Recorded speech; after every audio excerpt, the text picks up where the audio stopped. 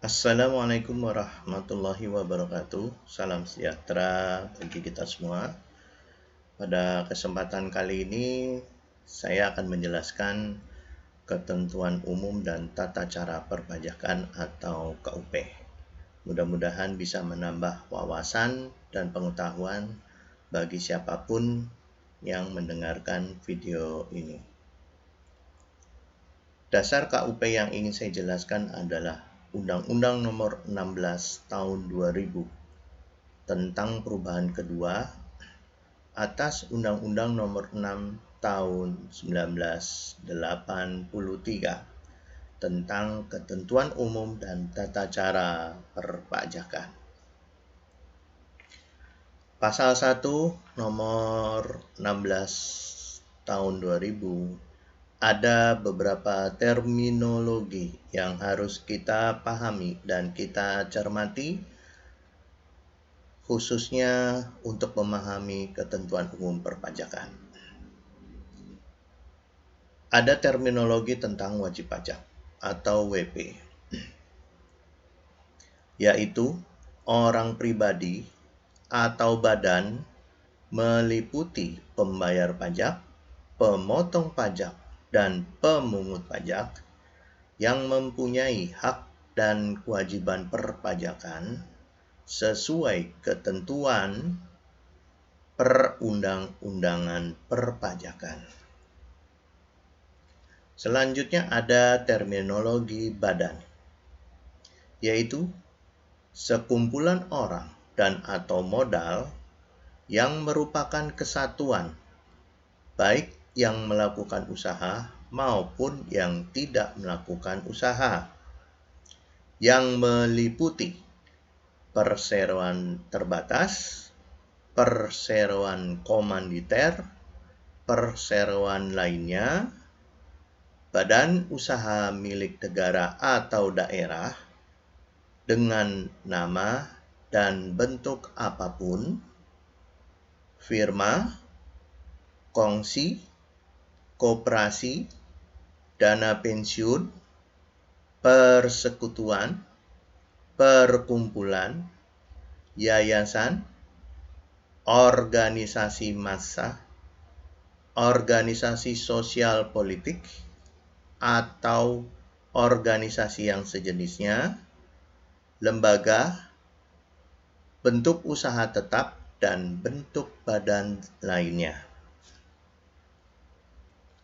Selanjutnya ada terminologi pengusaha, yaitu orang pribadi atau badan dalam bentuk kegiatan usaha atau pekerjaannya menghasilkan barang, mengimpor barang, mengekspor barang, melakukan usaha perdagangan, memanfaatkan barang tidak berwujud dari luar daerah pabean, melakukan usaha jasa atau memanfaatkan jasa dari luar daerah pabean. Selanjutnya adalah terminologi pengusaha kena pajak atau PKP. Adalah pengusaha yang melakukan penyerahan barang kena pajak atau BKP dan atau jasa kena pajak, yaitu JKP, yang dikenakan pajak berdasarkan Undang-Undang Pajak Pertambahan Nilai atau PPN. Tidak termasuk pengusaha kecil yang batasannya ditetapkan dalam keputusan Menteri Keuangan, kecuali pengusaha kecil yang memilih untuk dikukuhkan menjadi pengusaha kena pajak atau PKP. Selanjutnya terminologi masa pajak, yaitu jangka waktu yang lamanya sama dengan 1 bulan takwim atau jangka waktu lain yang ditetapkan keputusan Menteri Keuangan paling lama 3 bulan takwim. Selanjutnya terminologi tentang tahun pajak. Tahun pajak adalah jangka waktu 1 tahun takwim, kecuali wajib pajak menggunakan tahun buku yang tidak sama dengan tahun takwim. Selanjutnya, terminologi bagian tahun pajak adalah bagian dari jangka waktu 1 tahun pajak. Kemudian, terminologi tentang pajak yang terutang, yaitu pajak yang harus dibayar pada suatu saat dalam masa pajak, tahun pajak, atau dalam bagian tahun pajak, menurut ketentuan peraturan perundang-undangan perpajakan. Terminologi surat paksa, yaitu surat perintah membayar utang pajak dan biaya penagihan menurut Undang-Undang Nomor 19 Tahun 2000 tentang penagihan dengan surat paksa. Selanjutnya ada terminologi kredit pajak. Adalah pajak masukan yang dapat dikreditkan setelah dikurangi dengan pengembalian pendahuluan kelebihan pajak atau setelah dikurangi dengan pajak yang telah dikompensasikan, yang dikurangkan dari pajak yang terutang. Terminologi penanggung pajak, yaitu pribadi atau badan yang bertanggung jawab atas pembayaran pajak, termasuk wakil yang menjalankan hak dan memenuhi kewajiban wajib pajak menurut ketentuan perundang-undangan perpajakan. Selanjutnya, di pasal 2 ayat 1 Undang-Undang Nomor 16 Tahun 2000, ada juga beberapa terminologi yang harus kita pahami dan kita cermati sehubungan dengan ketentuan umum perpajakan. Yaitu yang pertama adalah nomor pokok wajib pajak atau biasa disingkat dan dikenal dengan NPWP. NPWP adalah nomor yang diberikan kepada wajib pajak sebagai suatu sarana dalam administrasi perpajakan yang digunakan sebagai tanda pengenal atau identitas wajib pajak dalam melaksanakan hak dan kewajiban perpajakan. NPWP ini dikeluarkan oleh Ditjen Pajak, merupakan satu set nomor yang dikelompokkan atas fungsinya untuk angka pengecekan dan kode kantor pelayanan perpajakan atau biasa disingkat dan dikenal dengan KPP. Selanjutnya ada NPPKP, yaitu nomor pengukuhan pengusaha pajak.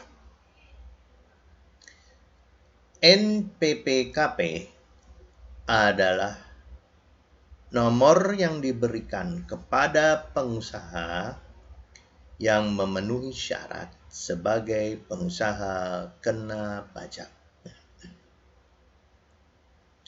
Dalam rangka menyederhanakan administrasi perpajakan, itu dipandang perlu mempergunakan satu nomor identitas wajib pajak, yaitu NPWP dan NPPKE adalah sama.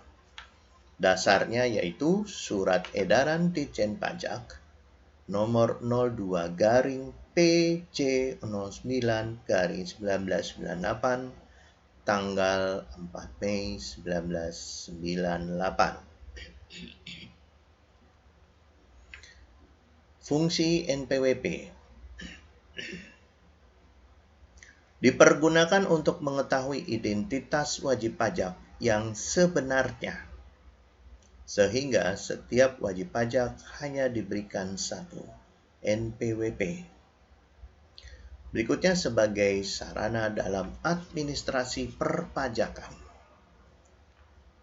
Selanjutnya, fungsinya sebagai menjaga ketertiban dalam pembayaran pajak dan dalam administrasi perpajakan. Selanjutnya adalah fungsi NPPKP. Yang pertama, dipergunakan sebagai identitas pengusaha kena pajak.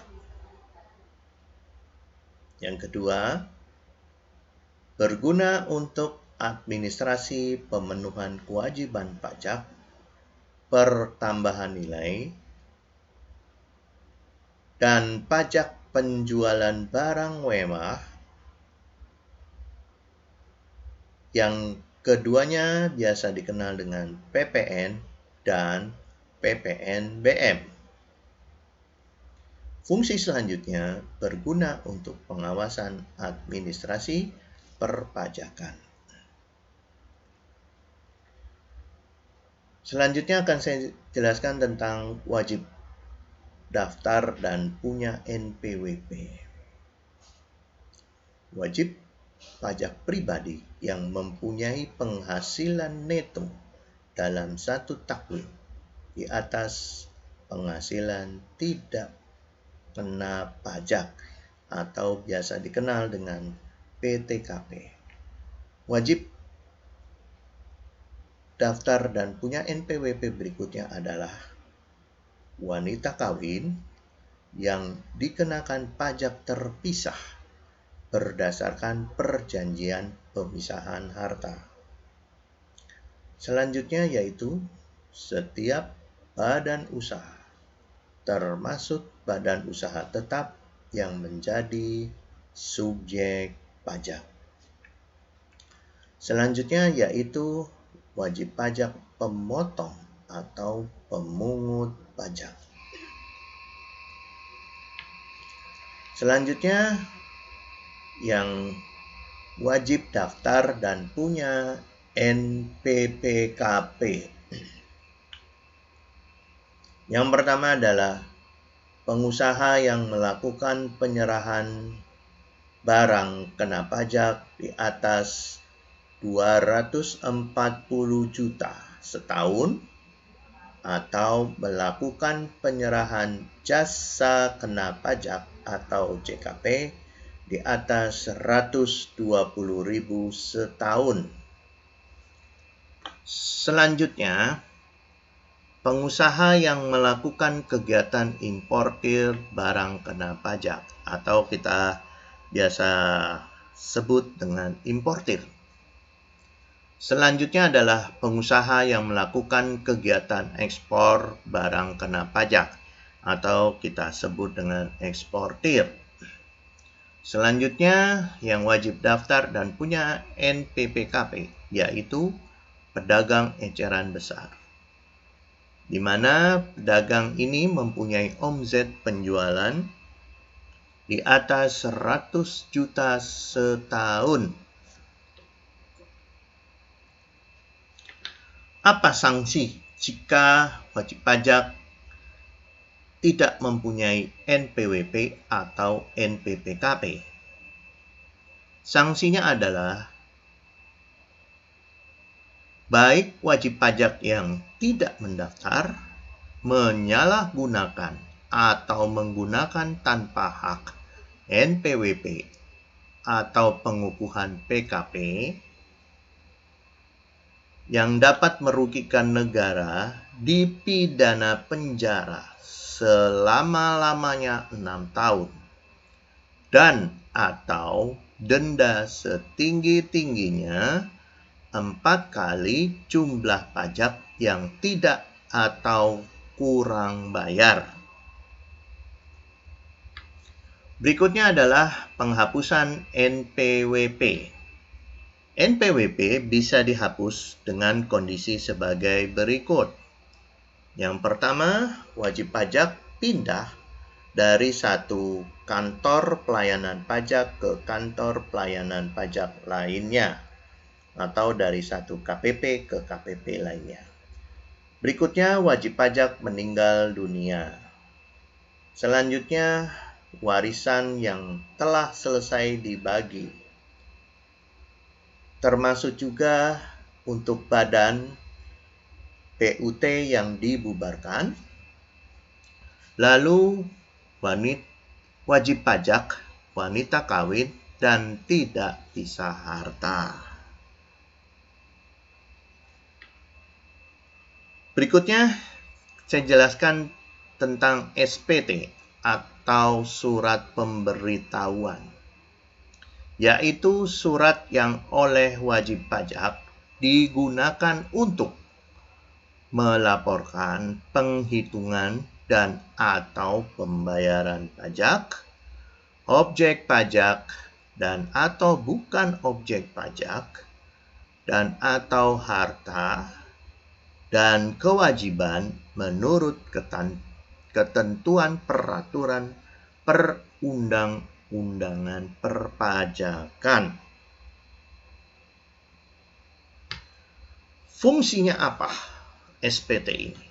Yang pertama, yaitu sebagai sarana pembayaran dan pelunasan pajak yang telah dilaksanakan sendiri dan atau melalui pemotongan atau pemungutan pihak lain dalam 1 tahun pajak atau bagian tahun pajak. Fungsi berikutnya, penghasilan yang merupakan objek pajak dan atau bukan objek pajak.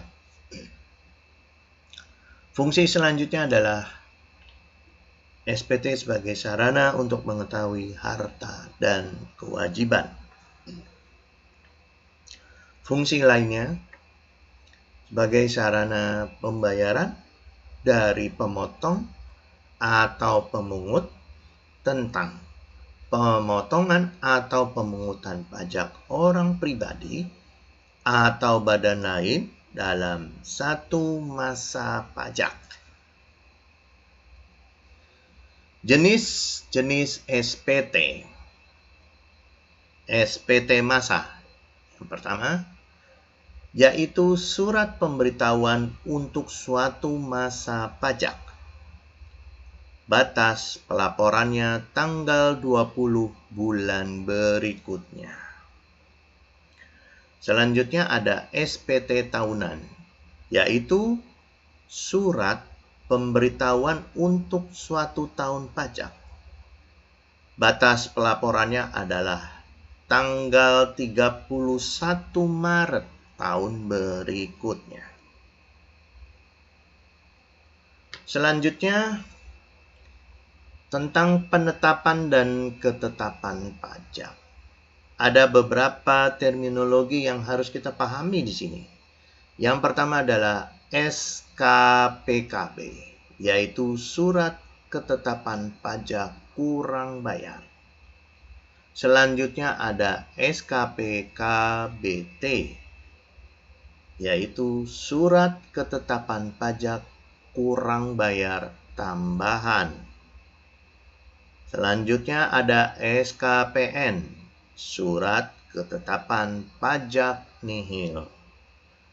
Lalu ada SKPLB, Surat Ketetapan Pajak Lebih Bayar. Selanjutnya, penjelasan tentang STP atau Surat Tagihan Pajak. Apa itu STP? Yaitu surat untuk melakukan tagihan pajak dan atau sanksi administrasi berupa bunga dan atau denda. Surat tagihan pajak atau SPT mempunyai kekuatan hukum yang sama dengan SKP. Apa fungsinya?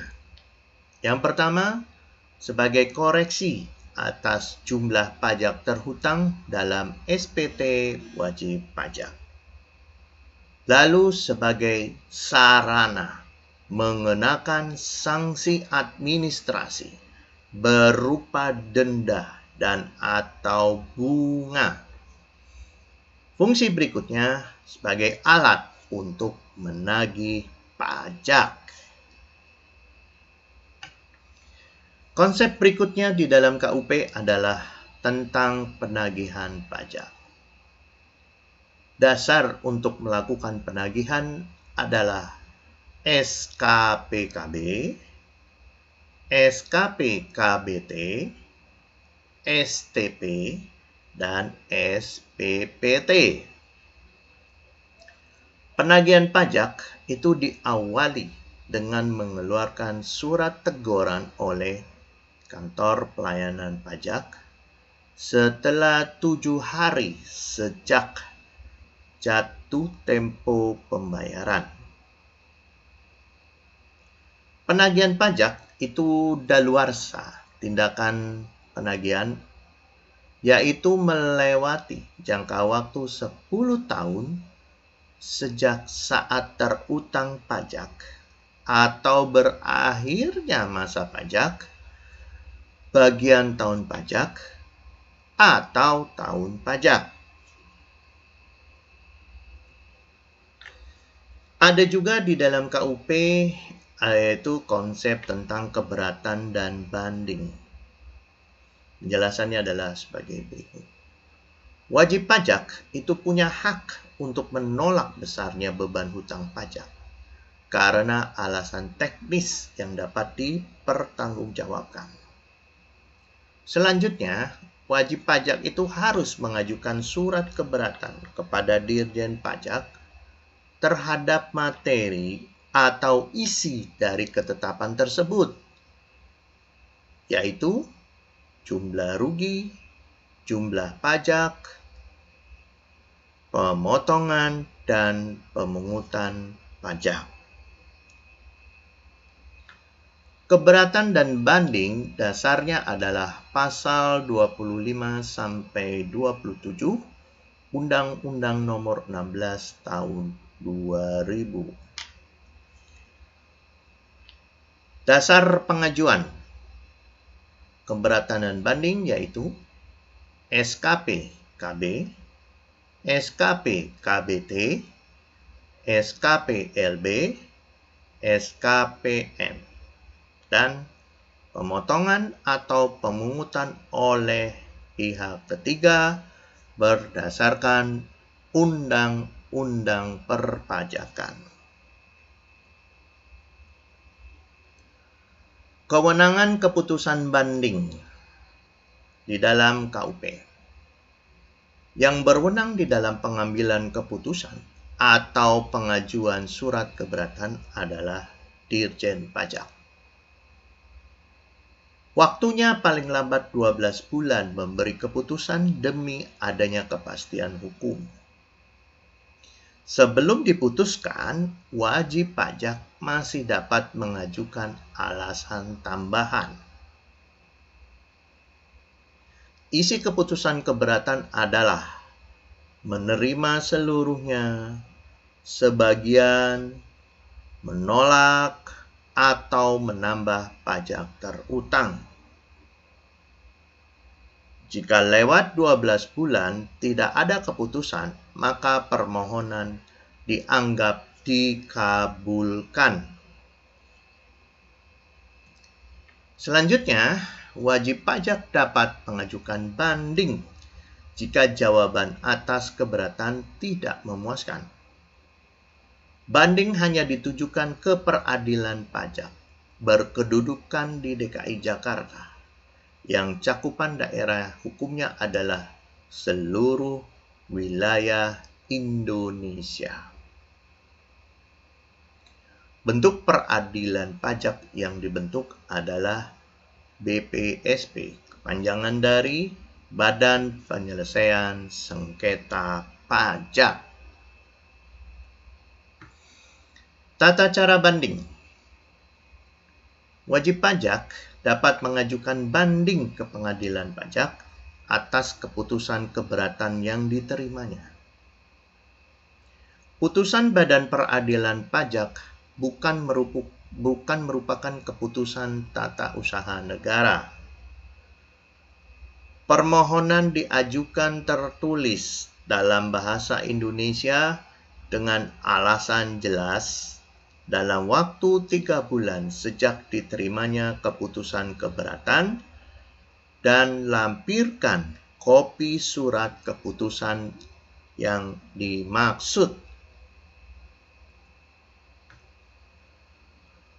Berikutnya, pengajuan permohonan banding tidak menunda kewajiban membayar dan melaksanakan penagihan pajak. Demi kepastian hukum dan pelayanan yang baik pada wajib pajak, maka jangka waktu yang diberikan pada BPSP adalah 12 bulan untuk menyelesaikan perkara. Jika belum dapat diputuskan setelah 12 bulan, maka BPSP akan memutuskan mengabulkan seluruh gugatan banding dengan cara pemeriksaan cepat 30 hari sejak jangka waktu 12 bulan dilewati.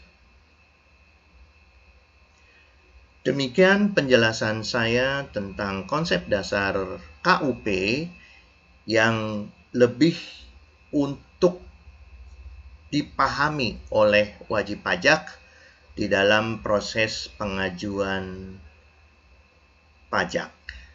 Selanjutnya, penjelasan-penjelasan lebih detail akan ada di video-video selanjutnya. Terima kasih. Semoga sedikit penjelasan dari saya ini bisa memberikan wawasan bagi siapapun yang mendengar video saya ini. Akhir kata, wassalamualaikum warahmatullahi wabarakatuh. Salam sukses buat kita semua. Terima kasih.